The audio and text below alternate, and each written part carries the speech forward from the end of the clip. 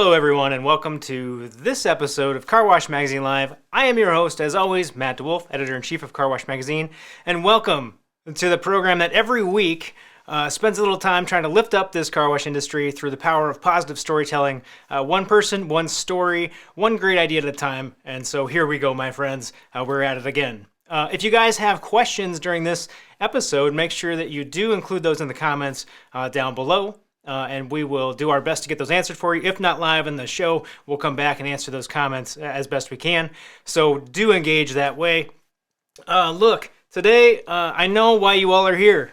You are here to hear about what life is like in the cruise industry.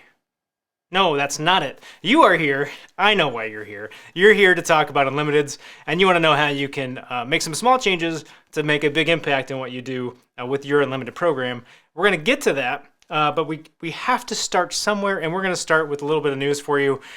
This week in Car Wash, friends, look, first, we have to start out with a little bit of sad news. If you are the praying type, please do that and keep the Vaughn Industries Car Wash family in your prayers and in your thoughts, and send some positive vibes their way. They did just suffer the passing of Nancy Balish, who helped found that company, Vaughn Industries, with Lawrence back in 1977. And so our hearts and our thoughts are all out to you and our car wash family there at Vaughn Industries. So let's move on to something a little more positive here. We've got some fun stuff coming up for you in the This Week in Car Wash this week. Look, we've got Express Wash Concepts, right?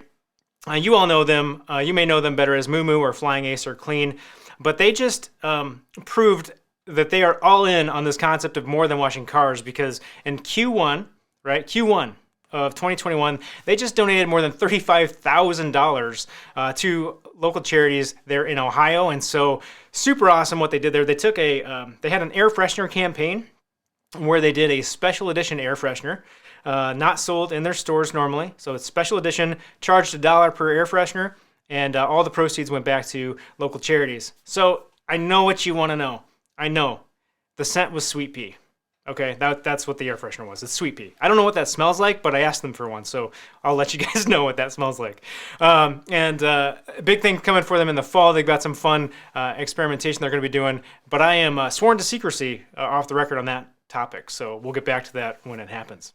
Look, in other news, Mr. Car Wash, who obviously many of you know, they just announced their digital membership platform, right? And so why is this important? Aren't we all started kind of moving this way? I think it's a big deal because what you're seeing now is what is considered the largest conveyor chain in the United States is very publicly and very openly going out to its consumer base with this kind of technology. And so as we talk about mobile experience and we talk about UX and what that looks like for your customers, it's going to be really important. So I did download the Mr. One. I checked it out.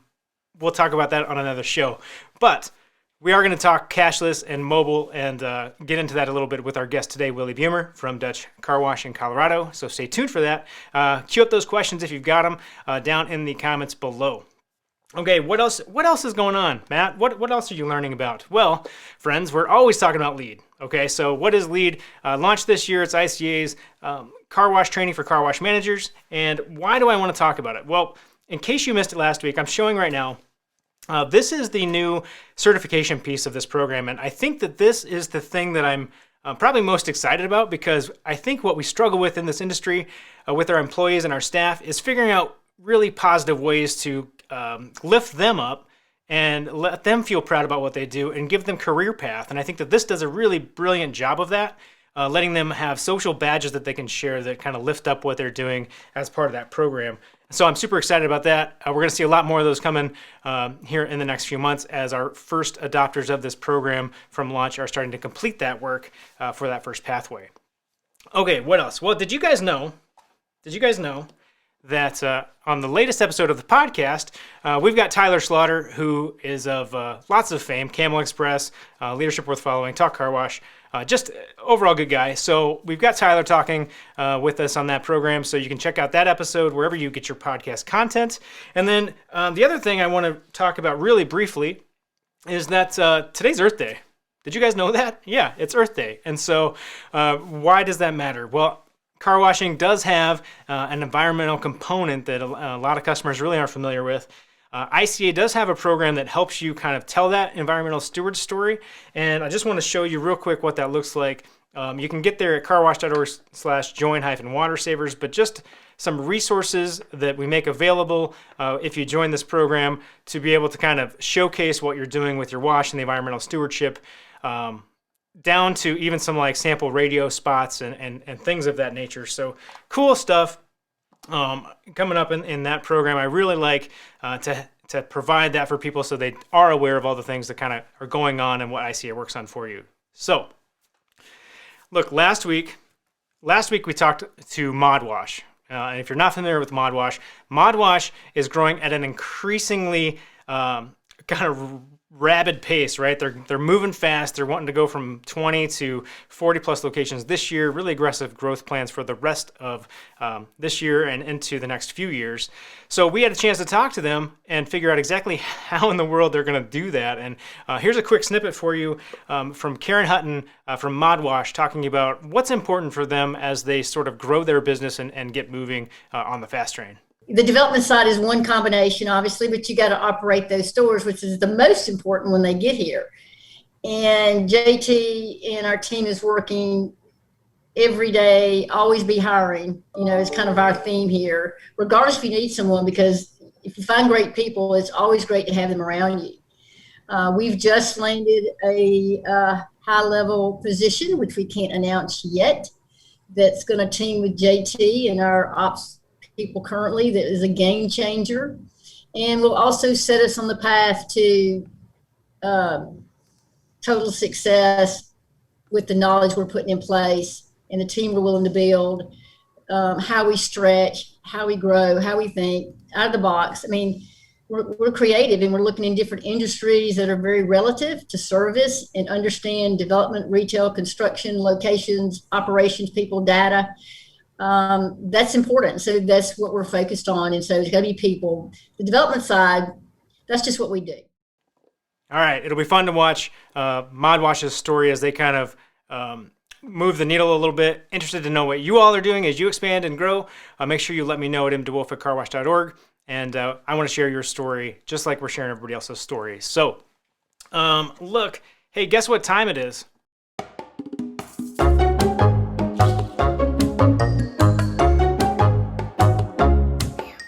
The sheep cross the road to take a bath.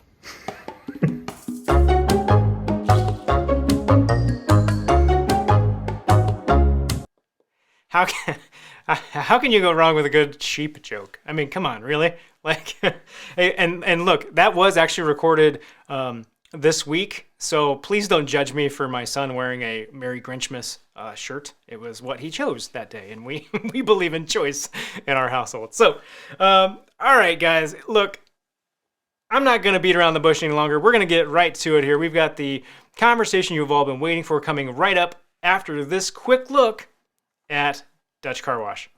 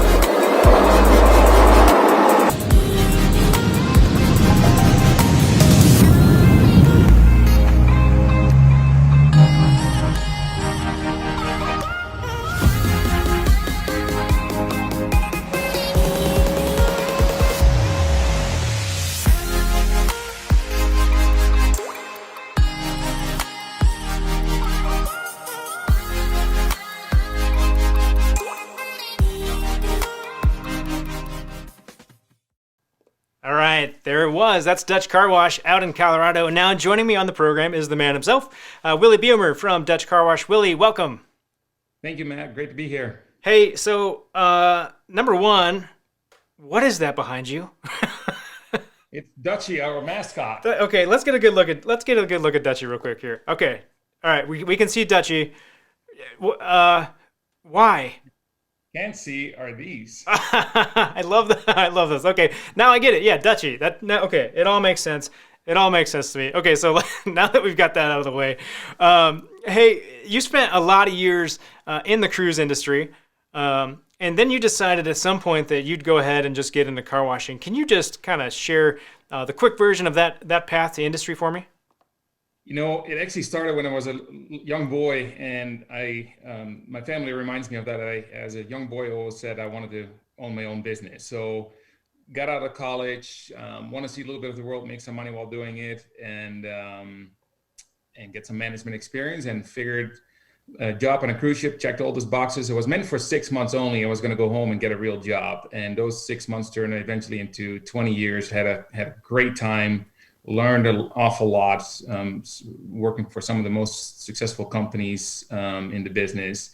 And then about 5 years ago, I figured, well, if I want to really truly own my business, I better get on with it. And so we looked for a while at a number of different business opportunities. And for one reason or the other, didn't seem to be the right fit till somebody mentioned, how about car washing? And we looked into it, and the look on your face says it all. When we saw it, we're like, that is the concept of being able to get a total package, building equipment, and avoiding costly mistakes throughout the process that we knew nothing about.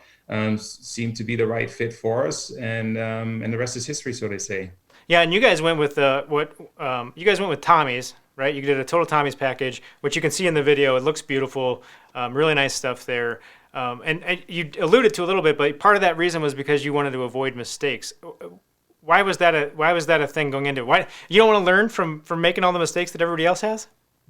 I rather avoid those that have been made by others. We knew nothing about elevation and turn radius and all of the things that go into making it a great customer experience. So that really took away some of the potential worries that we had, what potentially could go wrong. So with that solution, I traveled to a number of operators, and it was an easy decision at that point. We just needed to find the right location, which we ultimately did, and yeah, we're just celebrated our 2-year anniversary, and we're looking at building a few more.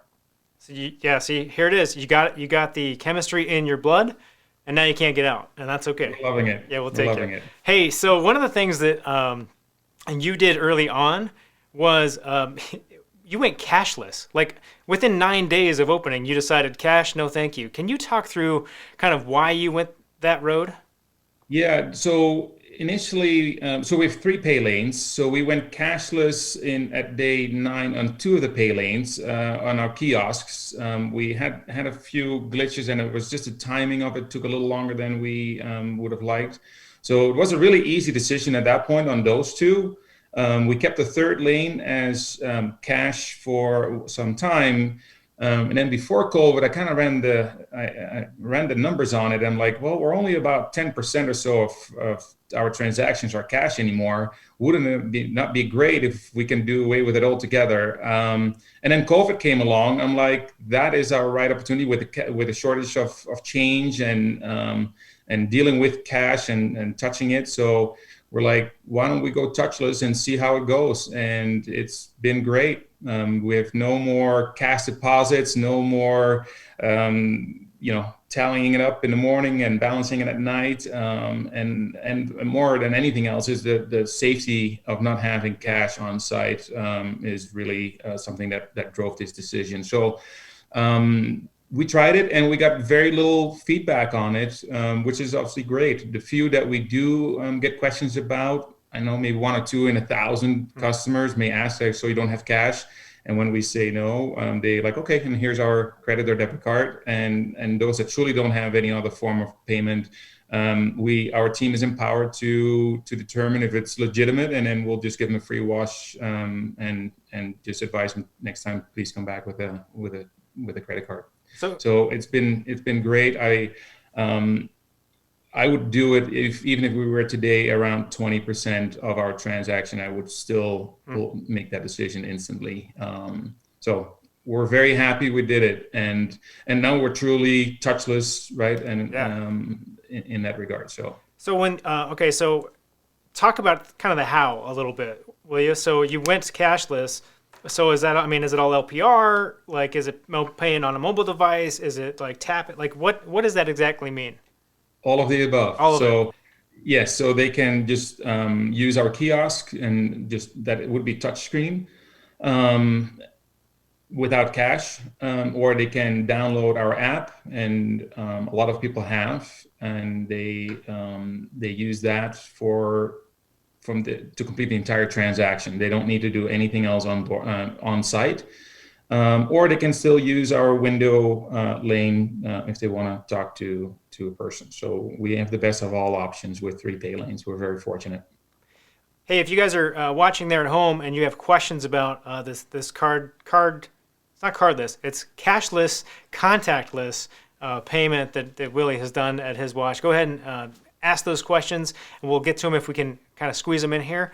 We're going to talk about what Willy did to double up nearly double up, false advertising, nearly double up his unlimited signups here in just a moment. But before we get there, I want to talk a little bit about the benefits of the mobile app component, because having that has been good for you all, at least in that it's got captive audience, right? Like you have a good number of users. Can you talk about kind of how that's gone and that adoption rate, what that's been like? It's been better than we expected. Yeah. So it was one of our offerings that we offered. If you download our app, you get a free wash. It's a great way to draw in new clients, new customers that may have not been to the site before. And it allowed us, we have that information, our customer information. So that was important. We can actually reach out and to them and follow up and kind of stay on top of it. So that was our primary driver.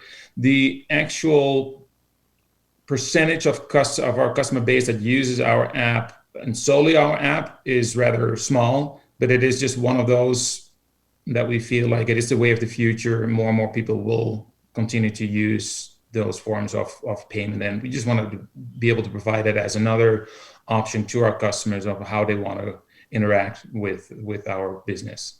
Yeah, and I think like it's going to be really important as you go on to kind of make, do little things to make sure that you're communicating with that population, because you're going to get really, really valuable data out of that population. And I think the more that you're able to, over time, figure out ways to have that data integrate and talk to some of your other systems, it's going to be really powerful stuff and change the entire way that customers experience the car wash. So I think that's super cool.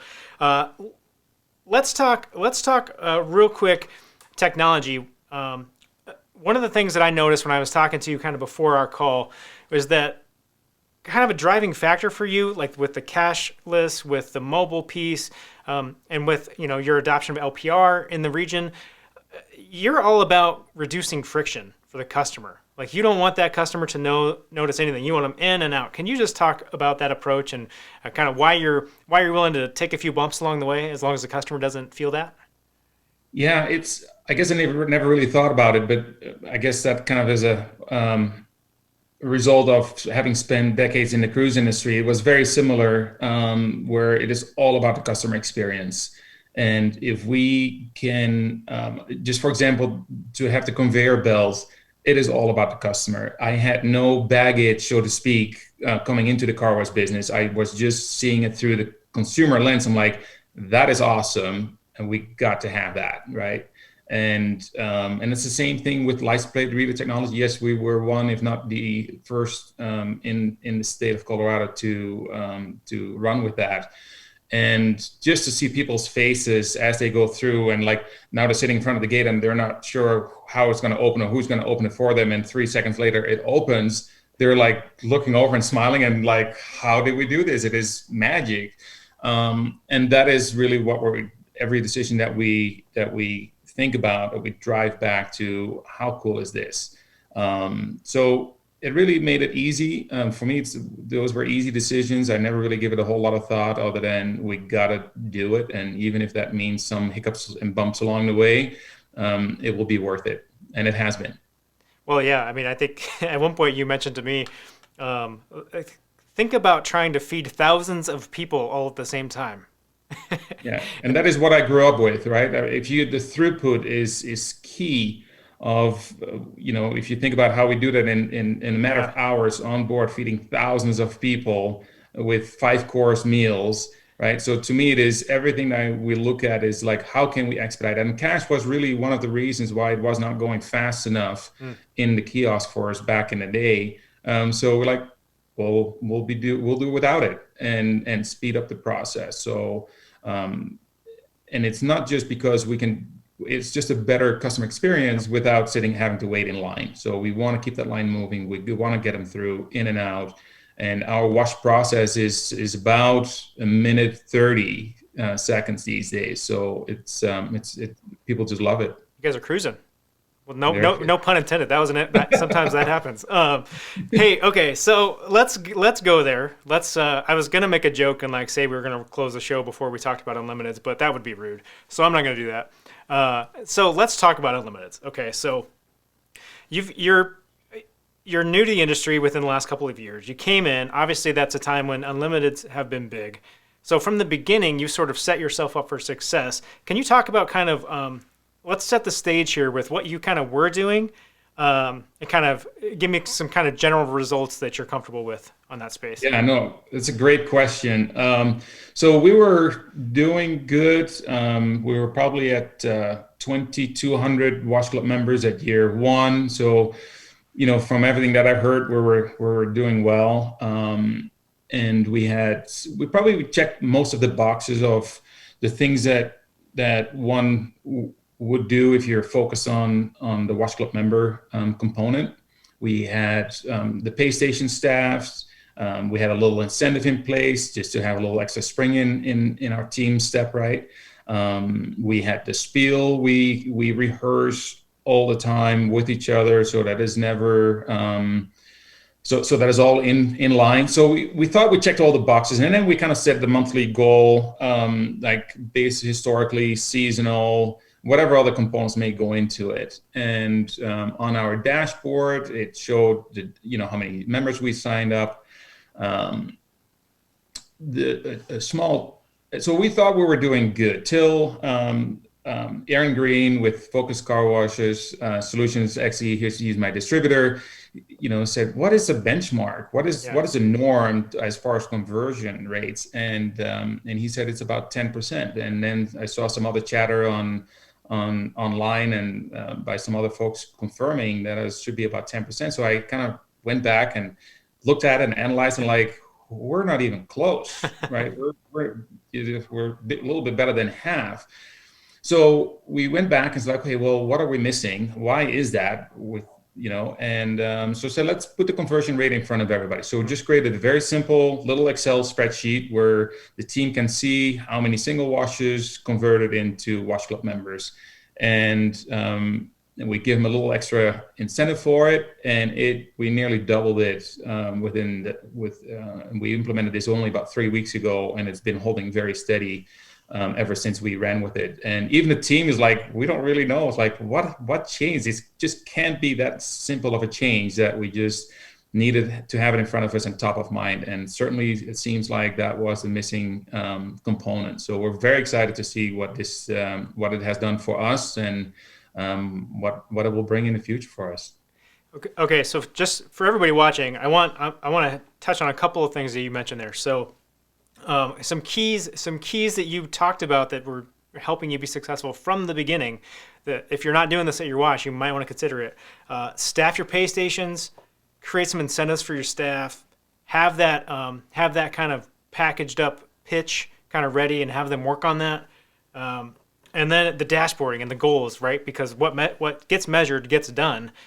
What I think is fascinating about what's caused your kind of spike in results is two things. One, it's this tweak of like putting the data and kind of gamifying it for your staff like in real time, right? They can see it right away. They can see how they're doing versus like, at the end of the month, you kind of get toward there, you're like, oh man, I'm not even close to my goal. Okay, well, oh well. And then the second thing that I think makes a difference, and it's like something in the back of your brain that's kind of going off, switching the goal from a total number to a conversion percentage. Because when you're thinking about that goal in terms of total number, okay, yeah, whatever, like let's just get enough cars through, and like, math is going to say that I'll get enough, like I'll get close to my goal or I'll be able to do that. When you start talking about conversion, the quality of every interaction starts to matter. And I think that's the thing that makes this work. And I think that's super cool. What are you seeing from the employee side? Like you said that they're getting really excited. Is it around kind of the customer interactions? Have you seen things change there? Or is it just because they can kind of gamify and see results?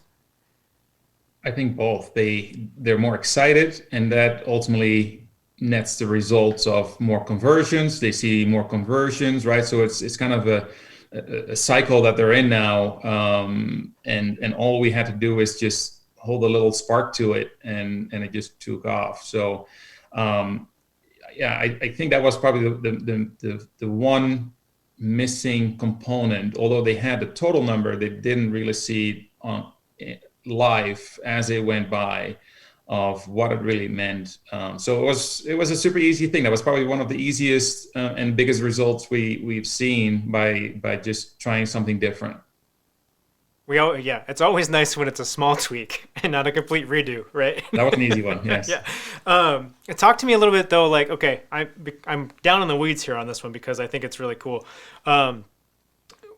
When you're sharing that with staff, like what's kind of that process? Like, are you posting it on a board, like in the kind of back room area or in the staff area?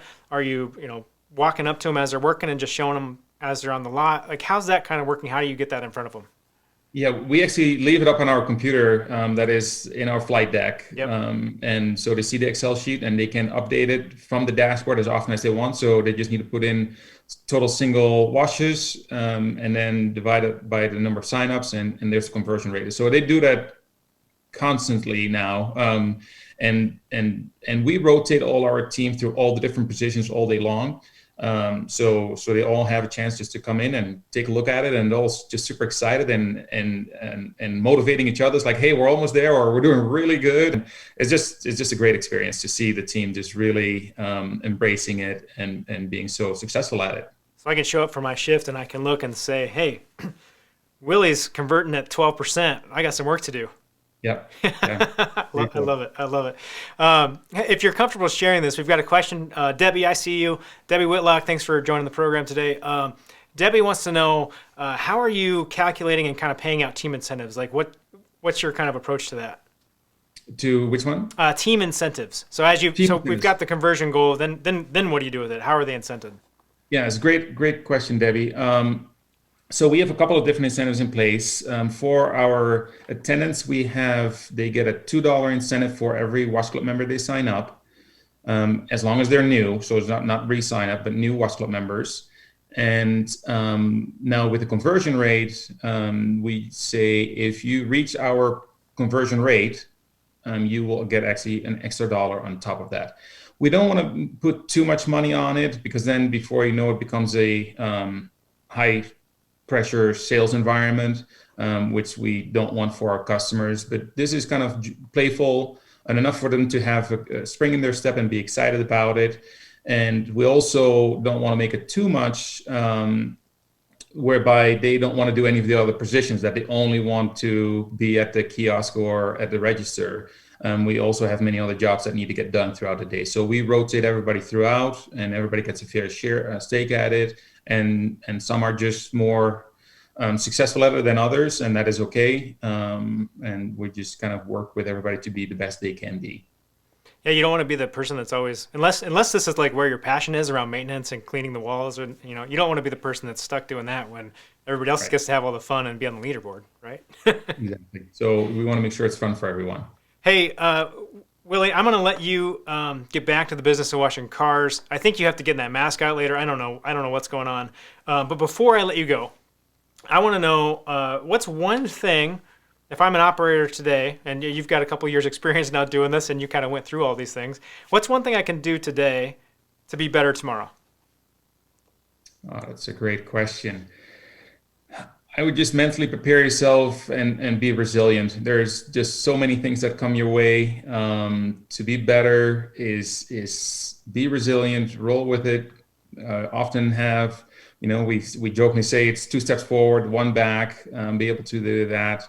And just see through the consumer's eyes. If you need to make a decision, right? Is it, the equipment may wear out faster, or the materials, or the detergents may cost me a little bit more. We always favor in favor of our customer and their experience. So as long as we keep that in mind, we keep marching forward. And I think ultimately, sometimes we may get distracted and have to make a difficult call, and sometimes we may, it may not be in favor of the customer, but we every decision, when everything else is equal, we say in favor of the customer experience. So that's how we go. I think that's great advice. I think some days in this business you feel like you're the punching bag, and some days you feel like you're $1 million, and rolling with it, bouncing back, being able to adjust. That's what I think that, for better or worse, that's what keeps everybody in this industry, right? I mean, there's a reason we come back for it. Yeah, absolutely. Love it. Hey, Willie, thank you so much for being on the show today and sharing some tips with everybody at home. My pleasure. Thank you for having me. Hey, if you guys are watching and you didn't get your question answered, we'll come back to that in the comments, and we can kind of troll those later and respond to you. If you want to see more episodes and stories and get some more great ideas, you can do that at carwashmagazine.com and catch all previous episodes of this program. Next week, guys, we got a big show coming up for you next week. I think this is going to be exciting for you. We're going to talk about how you can get some of your time back when it comes to managing social media. And just being more efficient and being more purposeful and figuring out ways so that social media does not suck up all of your life. So we're going to talk about that. We've got our marketing panel of experts joining us to get into that. But until then, you know what you need to do out there. Keep it clean. I'm just having a good day, having a